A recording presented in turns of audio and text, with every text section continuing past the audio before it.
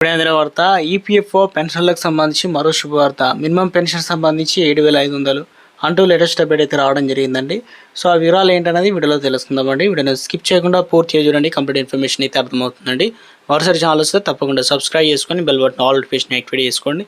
చూస్తున్నారు కానీ లైక్ చేయడం మర్చిపోతున్నారండి. దయచేసి లైక్ చేయండి. లేట్ చేయకుండా అయితే వెళ్ళిపోదామండి. మనం వివరాలకు వచ్చినట్లయితే ఈపీఎస్ అనగా 95 పెన్షన్ స్కీము, ఈపీఎఫ్ పెన్షన్దారులకు సంబంధించి గుడ్ న్యూస్ అండి. త్వరలోనే మినిమం పెన్షన్ అనేది 1000 నుంచి 7,500 రూపాయలకు పెరిగే ఛాన్స్ అయితే ఉందన్నమాట.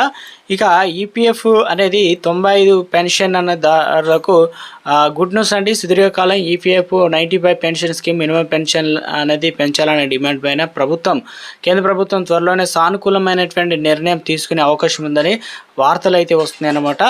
ఇక ఈ మేరకు అధికార వర్గాల్లో చర్చ నడుస్తుంది. ఈపీఎఫ్ ఏదైతే ఉందో 95 పెన్షన్ స్కీమ్ కింద పెన్షన్దారులకు ప్రస్తుతం 1000 రూపాయలను లభిస్తుంది. అయితే మొత్తానికి కూడా 7,500 పెంచాలని సుదీర్ఘకాలం నుంచి ఈపీఎఫ్ ఏదైతే ఈపీఎస్ 95 పెన్షన్దారులు డిమాండ్ చేస్తున్నారనమాట. గతంలో మినిమం పెన్షన్ అనేది 1000 రూపాయలు పెంచుతూ కేంద్ర ప్రభుత్వం నిర్ణయం తీసుకుంది. అయితే ఇప్పుడు ఈ మొత్తం సరిపోవడం లేదని ప్రస్తుతం పెరిగిన ఖర్చుల దృష్ట్యా పెన్షన్దారులకు మినిమం పెన్షన్ అనేది 7,500 రూపాయలు అనేది చెల్లించాలనేది సుదీర్ఘంగా డిమాండ్ అయితే నడుస్తుంది.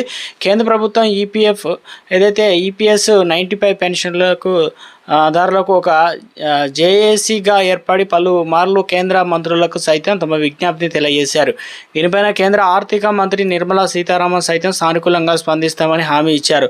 అలాగే ఇతర కేంద్ర మంత్రులు సైతం ఈపీఎస్ 95 పెన్షన్ స్కీమ్ అమలు కోసం సానుకూలంగా స్పందించేందుకు సిద్ధంగా ఉన్నట్లు తెలిపారు.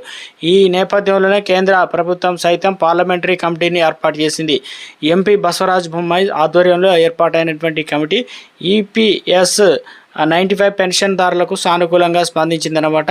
ఇదిలా ఉంటే ఈపీఎస్ 95 పెన్షన్దారులు తమ మినిమం పెన్షన్ అనేది 1000 రూపాయల నుంచి 7,500 రూపాయలకు పెంచాలని, అలాగే డిఏ చెల్లించాలని, దీంతోపాటు కేంద్ర ప్రభుత్వం హెల్త్ స్కీమ్ కూడా అప్లై చేయాలని పెన్షన్దారులు అయితే డిమాండ్ చేశారు.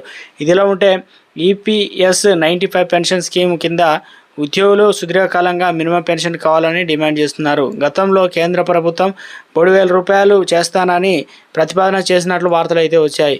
అయితే దీనికి పెన్షన్దారులు ఒప్పుకోలేదు తెలుస్తుంది. ఇక ఏపీఎస్ 95 పెన్షన్ స్కీమ్ కింద ప్రైవేటు ఉద్యోగులకు, అదేవిధంగా కేంద్ర ప్రభుత్వ రంగ సంస్థలకు చెందిన ఉద్యోగులకు సైతం పెన్షన్ పొందుతున్నారు. పెరిగిన ఖర్చులకు 1000 రూపాయల పెన్షన్ అనేది ఏమాత్రం సరిపోవడం లేదని వారు వాపోతున్నారు.